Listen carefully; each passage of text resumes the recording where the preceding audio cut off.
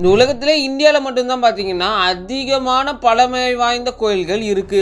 அதுவும் அந்த கோயிலுக்கு பின்னாடி இருக்கிற இன்ஜினியரிங் லாஜிக், அது மட்டும் இல்லாமல் நிறைய டைம் டிராவலை பற்றியெல்லாம் இந்த வீடியோவில் பார்க்க போகிறோம். ஸோ கோயிலில் எப்படி தான் கட்டியிருக்காங்க அப்படின்னு உங்களுக்கு தோணுச்சுன்னா இந்த ஒரு வீடியோ முழுசாக பாருங்க. வாங்க வீடியோக்குள்ள போகலாம். அப்படி இந்த வீடியோவில் முதல்ல பார்க்க போகிறது பிரகதீஸ்வர் கோயில் தஞ்சாவூரில் இருக்கு. கிட்டத்தட்ட 1000 வருஷத்துக்கு முன்னாடி கட்டின இந்த ஒரு கட்டிடமான இந்த ஒரு கோவில் இன்னைக்கு வரைக்குமே பேசப்பட்டுக்கிட்டு இருக்கு. இதில் முக்கியமான காரணம் என்னன்னு பாத்தீங்கன்னா, அந்த 80 டன்னான மேல இருக்கிற அந்த ஒரு கோபுரத்தை 66 மீட்டர்ஸ் இருக்கிற அந்த ஹைட்ல போயிட்டு எப்படி வைக்க முடிஞ்சது அப்படின்ற ஒரு அதிசயமான கேள்விதான். இந்த ஒரு கோவிலை கட்டுறப்ப 11ஆவது செஞ்சுரியில எந்த ஒரு மிஷின் டூல்ஸோ எந்த ஒரு டெக்னாலஜி எதுவுமே கிடையாது. ஏன் ஒரு சின்ன டார்ச் லைட் கூட அந்த காலத்துல இருந்திருக்காது. ஆனா ராஜராஜ சோழன் எப்படி இதை பக்காவா பிளான் பண்ணி கட்டினாரு. ஸோ அப்போன்னு பாத்தீங்கன்னா எந்த ஒரு அதிகமான டூல்ஸ், கிரேன், மிஷின்ஸ் எதுவுமே இருந்திருக்காது. ஏன் அந்த இருக்கிற மிஷின் கூட அந்த காலத்துல இருந்திருக்காது. ஆனால் எந்த ஒரு 80 டன்னான கோபுரம், அதாவது அந்த வெயிட் உள்ளதை எப்படி எடுத்துகிட்டு போயிட்டு மேலே வச்சாங்க அப்படின்னு ஒரு பார்த்தீங்கன்னா, கிட்டத்தட்ட 90% ஆஃப் மக்கள், அதுக்கப்புறம் சயின்டிஸ்ட் சொல்கிறது கிட்டத்தட்ட 4 கிலோமீட்டர் அளவுக்கு ஒரு பெரிய பாலம் மாதிரி போட்டு அது மேலே யானைகள் நிறைய ஆட்களை வச்சு ஒரு பெரிய கல் எடுத்துகிட்டு போய் தான் வச்சாங்க. அந்த கல் தான் கோபுரம். ஆனால் எடுத்துகிட்டு போகிறப்ப வெயிட் தாங்காமல் உடஞ்சிடுச்சுன்னா என்ன பண்ணுறது அப்படின்னு சில பேர் பேசிக்கிட்டு இருக்காங்க. ஸோ இது இன்னைக்கு வரைக்கும் எப்படி எடுத்துகிட்டு போனாங்கன்றதுக்கு கரெக்டான கேள்விக்கான பதில் கிடையவே கிடையாது. அதுவும் இந்த டெம்பிள் எல்லாம் சிமெண்ட் கூட இல்லாத காலகட்டத்தில் கட்டினது. அதனால் ஒரு கல்லுமே இன்டர்லாக்கிங் சிஸ்டத்தோடு இருக்கும். ஸோ தமிழ்நாட்டுக்குள்ளே இந்த ஒரு தஞ்சாவூரில் இருக்கிற இந்த ஒரு பிரகதீஸ்வர் கோயிலுக்கு போனீங்கன்னா இந்த ஒரு அதிசயத்தை போய் பாருங்கள். அடுத்ததாக இந்த ஒரு வீடியோவில் நம்ம ரெண்டாவதாக பார்க்க போகிறது கைலாசா டெம்பிள். அப்படியே கொஞ்சம் நினச்சி பாருங்களேன், நான் சொல்கிறத ஒரு பெரிய இடத்துல ஒரு பெரிய ஒரு கோயிலை கட்டுறாங்க. ஆனால் இது எல்லாமே ஒரே பாறையில். அது எப்படிடா முடியும் அப்படின்னு நினச்சிங்கன்னா அதுதான் இந்த ஒரு கைலாசா டெம்பிள். அதாவது நம்ம மகாபலிபுரத்தில் இருக்கிற கோயிலை பற்றி கேள்விப்பட்டிருப்போம். அந்த கல்வெட்டுகள் எல்லாமே ஒரே பாறையில் செதுக்குனது அப்படின்னு சொல்லியிருப்பாங்க. அதே மாதிரி தான் இந்த ஒரு கைலாசா டெம்பிளும் மிகப்பெரிய ஒரே ஒரு பாறாங்கல்ல செதுக்கப்பட்டது தான் இந்த ஒரு கோவில். இந்த ஒரு கோவிலை இன்னைக்கு வரைக்குமே ஒரு பெரிய மாஸ்டர் பீஸ் அப்படின்றாங்க. ஏன்னா எந்த ஒரு டூல்ஸும் ரொம்ப அட்வான்ஸான டெக்னாலஜி எதுவுமே இல்லாமல் ஒரே பாறையில் எவ்வளோ இவ்வளோ அழகாக இந்த ஒரு கல்வெட்டுகளை செதுக்கி ஒரு கோயிலை கட்ட முடியும். இந்த கோவிலை பற்றி கேட்டிருக்கேன். ஆனால் எங்கே இருக்குது அப்படின்னு கேட்டிங்கன்னா, இந்தியாவில் உள்ள எல்லோரா அப்படின்ற ஒரு கோவில் தான் இது மகாராஷ்டிராவில் இருக்குது. கிட்டத்தட்ட 2 lakh டன் செலவு இருக்கிற எந்த ஒரு பாறையை தான் எந்த ஒரு கோவிலாக செதுக்கியிருக்காங்க அப்படின்றாங்க. ஸோ இதுக்கு பின்னாடி இருக்கிற ஒரு பெரிய மர்மம் என்னென்னா, அந்த காலத்தில் வேறு ஏதாவது ஒரு டெக்னாலஜிக்கான ஃபியூச்சரான டியூல்ஸ் அதாவது இந்த லேசர் கட்டிங் மிஷின் சொல்லி ரொம்பவுமே அட்வான்ஸான டெக்னாலஜி ஏதாவது இந்த சிற்பங்கள்லாம் செதுக்கியிருப்பாங்க அப்படின்னு பேசப்பட்டுக்கிட்டு இருக்கு. ஏன்னா இப்போ நம்ம இருக்கிற 2025 மாடர்ன் காலகட்டத்தில் laser cutting machine, granite cutting machine சொல்லி எக்கச்சக்கமான அட்வான்ஸ் டெக்னாலஜி டூல்ஸ் இருக்குது. ஸோ இதெல்லாமே அந்த காலத்தில் எதுவுமே இல்லாமல் எப்படி கட்டப்பட்டிருக்கும் அப்படின்ற பட்சத்தில் பார்த்தீங்கன்னா, அதாவது இந்த காலத்தில் இருக்கிறவங்க, அதாவது இந்த ஃப்யூச்சரில் இருக்கிறவங்க டைம் ட்ராவல் பண்ணி பின்னாடி போய் அங்கே இருக்கிறவங்களுக்கு சில டூல்ஸ் எல்லாம் கொடுத்து இதெல்லாம் இப்படி யூஸ் பண்ணணும்னு சொல்லி கொடுத்து அதுக்கப்புறமா சில சிற்பங்கள்லாம் உருவாக்கியிருக்காங்க. ஏன்னா இது இது சில வருஷங்கள் கழித்து நல்லா பேசும் பொருளாக இருக்கணும் அப்படின்ற காரணத்துக்காக அப்படின்னு சில மித்து போயிட்டு தான் இருக்குது. ஸோ நடந்தது என்னவா இருக்குன்றது யாருக்குமே தெரியாது. ஆனால் அங்கே இருக்கிற சிற்பங்கள் ஒன்றுமே சூப்பராக இருக்கும். ஸோ இந்தியாவில் மகாராஷ்டிராவுக்கு போனீங்கன்னா மறக்காமல் இந்த கைலாசா கோயிலையும் போய் பாருங்க.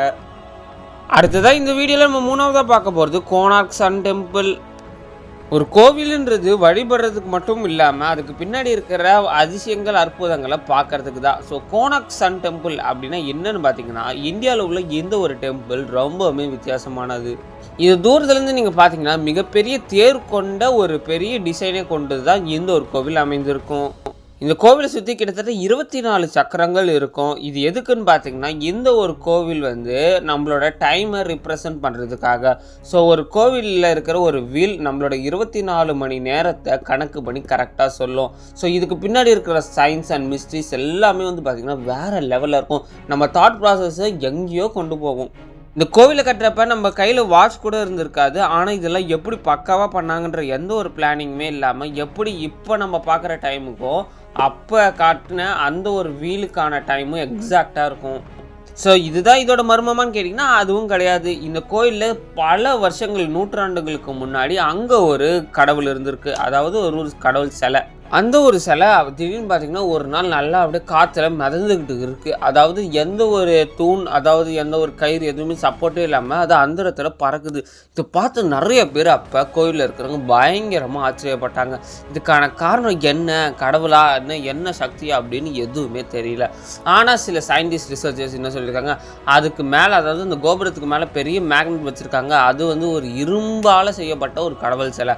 அதனால் அந்த மேக்னெட் வைக்கிறப்ப நம்ம அந்த மேக்னெட்டிக் வேவ்ஸ் மூலமாக இழுக்கிறப்ப அந்த ஒரு கடவுள் சிலை பறக்கும்ல அப்படி. ஸோ இப்படின்னு சொல்லி சில விஷயங்கள்லாம் பேசிக்கிட்டு இருக்கிறப்ப கொஞ்சம் நாட்கள் போக போக அந்த ஒரு சிலை காணாமல் போயிடுச்சு. இது யார் எடுத்தாங்க எப்போ எடுத்தாங்கன்னு எதுவுமே தெரியாது. ஆனால் கொஞ்சம் நாட்கள் கழிச்சு எந்த ஒரு சிலை மறைஞ்சும் போயிடுச்சுன்றாங்க. ஸோ இன்னைக்கு வரைக்குமே இது ஒரு புரியாத புதிராகவே இருக்கு. அடுத்ததாக இந்த ஊரில் நம்ம நல்லா தான் பார்க்க போது லிபாக்ஷி டெம்பிள். இந்த ஒரு கோவில் ஆந்திர பிரதேசத்தில் இருக்குது. ஸோ இந்த ஒரு கோவிலுக்கான மிகப்பெரிய மர்மம் என்னென்னா, ஒரு கோவிலே ஒரு தூணால் தான் நிற்கும்வாங்க. ஆனால் இந்த கோவிலில் இருக்கிற ஒரு தூண் அந்த இடத்துல நிற்கும். என்னடா சொல்கிற அப்படின்னு கேட்டிங்கன்னா, ஆமாங்க, இந்த ஒரு கோவிலில் இருக்க இந்த ஒரு தூணுக்கு கீழே ஒரு சின்ன கேப் இருக்கும். ஸோ இந்த ஒரு கேப்பில் நம்மளால் ஒரு துணியை வச்சு இழுத்துக்கிட்டு போனால் கூட எதுவுமே ஆகாது. ஸோ இது எப்படி அந்த இடத்துல நிற்கிது, ஒரு சின்ன இது கூட இல்லையே, அதாவது எந்த ஒரு கிராவிட்டி இதுக்கான எதுவுமே இல்லை. ஏன்னா ஒரு தூண் தான் ஒரு பில்டிங்கை தாங்கக்கூடிய ஒரு மிகப்பெரிய சக்தியை கொண்டு ஒரு பில்லர் மாதிரி அது. ஸோ அந்த பில்லரே அந்த இடத்துல நிற்குதுன்னா எப்படி அந்த பில்டிங் நிற்கும் அப்படின்ற ஒரு ஆச்சரியம் தான். ஆனால் இருந்தாலுமே இந்த ஒரு கோவிலை கட்டி எக்கச்சக்கம் வருஷமானாலும் எந்த ஒரு பில்டிங்கான இந்த ஒரு தூண் அந்த இடத்துல தான் நிற்குது. ஸோ இது எக்கச்சக்கமான சயின்டிஸ்ட்டு மிஸ்ட்ரி எல்லாமே பற்றி பேசிட்டாங்க. ஆனால் இது எதுக்கு நிற்குது, ஏன் நிற்குதுன்னு தெரியவே இல்லை. ஆனால் இன்றைக்கி வரைக்குமே அந்த ஒரு கோவில் ரொம்பவுமே ஸ்ட்ராங்காக பார்க்க அழகாக இருக்குது.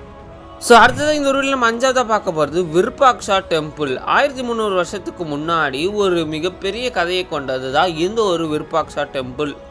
ஸோ இந்த கோவிலோட ஒரு அறையில் வந்து பார்த்திங்கன்னா ஒரு சின்ன ஒளி அடிக்கும். அந்த ஒளியில் வந்து பார்த்திங்கன்னா நம்மளுக்கு ஒரு ஒரு இமேஜ் தெரியும். அந்த இமேஜ் என்னென்னு பார்த்திங்கன்னா பார்க்கவே ஒரு வௌவால் தலைகீழ நிற்கிற மாதிரியான ஒரு இமேஜ் இருக்கும். ஸோ அது வௌவால் கிடையாது, அதுதான் அந்த கோவில் கோபுரத்தோட பேக் சைடு. அதாவது நம்ம ஒரு லென்ஸ் மூலமாக பார்த்தா, அதாவது பின் ஹோல் கேமரா மூலமாக பார்த்தா அந்த ஒரு கோவில் கோபுரம் சைடு, அதாவது பேக் சைடில் அப்படியே தலைகீழ இருக்கிற மாதிரி தெரியும்.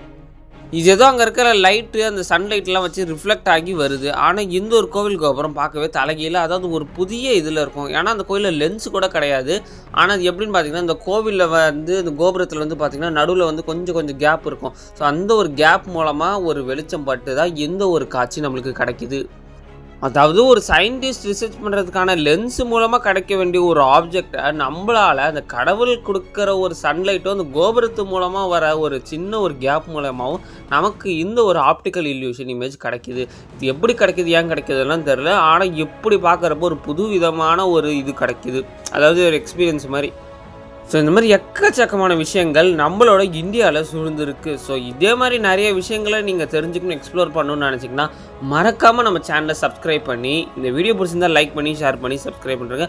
இன்னும் ஒரு அமேசிங்கான மிஸ்டீரியஸான இன்ஃபர்மேட்டிவான வீடியோவில் உங்களை பார்க்குற வரைக்கும் உங்களிடம் இருந்து வீடியோ பேர் நன்றி. டாடா பை பை, see you.